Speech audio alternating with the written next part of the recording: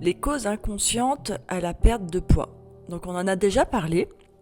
Il se peut que parfois tu n'arrives pas à perdre de poids parce qu'il y a un blocage quelque part dans ton inconscient, dans tes croyances, dans ton système de croyances.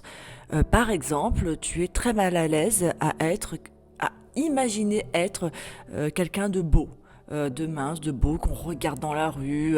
Donc tu veux pas être cette personne qu'on regarde dans la rue, de beau, tout ça. Donc vraiment ça peut être un blocage à ta perte de poids. Et pour savoir si tu as ce blocage-là, par exemple, tu peux regarder, imagine-toi vraiment avec le corps de tes rêves. Donc tu vois, tu t'imagines vraiment le corps de tes rêves et tu vois si c'est agréable ou inconfortable pour toi. Si c'est agréable et confortable pour toi, tu te sens à l'aise, tu peux imaginer déjà le regard des autres sur toi. Le regard des autres va vraiment changer. C'est pas genre juste mon corps il change. Non, le regard des autres va changer.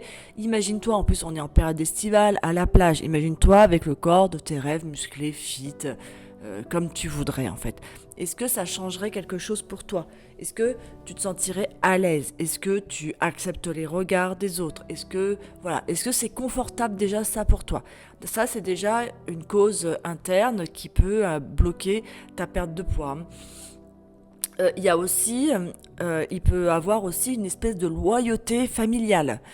Une loyauté familiale dans le sens, regarde par exemple ta mère si elle a des problèmes de poids ou si elle n'est pas très belle ou si elle a grossi ou tout ça. Tu peux aussi, je ne veux pas être mieux que maman. Mais c'est inconscient, hein, évidemment. Toi, je veux pas faire de l'ombre à maman parce que maman ça représente l'amour et donc je ne veux pas faire de l'ombre et je ne veux pas être mieux que maman, tu vois. Ça arrive souvent aussi, hein, ou si maman est grosse, ben moi aussi je le suis, comme ça on fait partie de la même famille, on a le même combat, on se comprend, on peut se parler, on reste soudés par ce problème de poids en fait, hein. Et je trahirais ma famille si je n'en avais pas de problème de poids, tu vois. A contrario, tu peux aussi avoir quelque chose comme tu es la seule à avoir des problèmes de poids de toute ta famille. Et à ce moment-là, tu sais, en gros, je ne veux pas être comme ma famille. Montre ma différence, je n'adhère pas aux codes sociaux, aux codes psychologiques, à la façon de penser de ma famille, et je suis la seule personne à être différente, tu vois. Ça peut aussi exister. Qu'est-ce qu'il peut y avoir d'autre? Attends, je réfléchis. Enfin, il y a plein d'autres choses, hein, mais dans ce petit domaine. Ah oui, il y a un autre truc que je voulais aussi te dire par rapport à ça.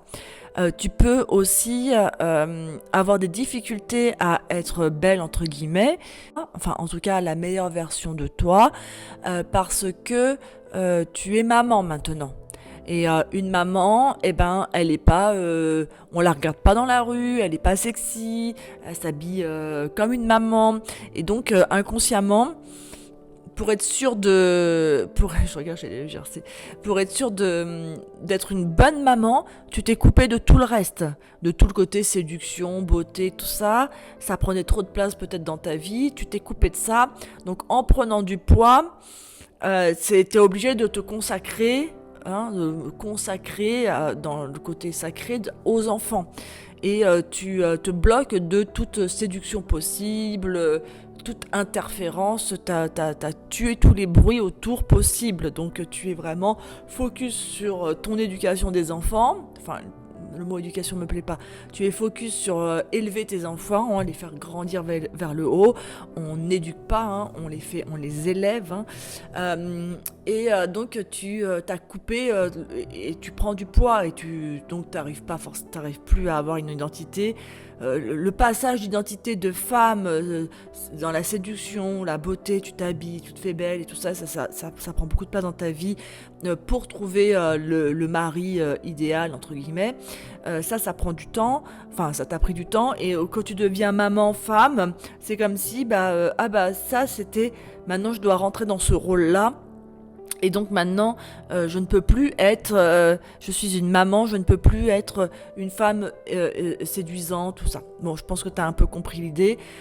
Et ça va être des blocages, hein, et c'est inconscient. Évidemment, si je te demande ça, tu vas me dire, mais non, mais moi je veux trop.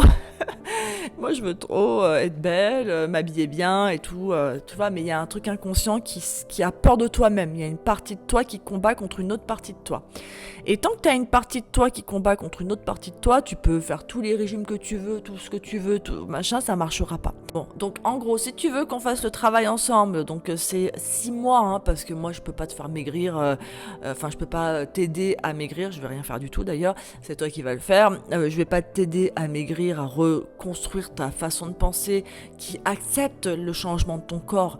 Je vais pas t'aider à créer un nouveau mindset, état d'esprit qui accepte que ton corps change. Tant qu'il n'y a pas de transformation mentale et psychologique et énergétique, il n'y a pas de transformation physique, hein, c'est très lié. Donc si tu veux qu'on fasse cette transformation mentale et physique ensemble, moi, en moins de 6 mois, je ne sais pas le faire.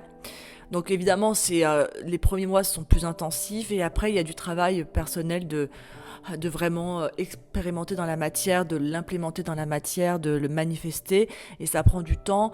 Donc voilà, donc je suis pas une vendeuse de rêves, donc c'est pour ça que ça prend du temps, ça prend 6 mois, ça va peut-être te prendre même 1 an, même parfois 1 an, 2 ans pour pouvoir réparer tout ce fonctionnement, pour refaire la paix avec ton corps.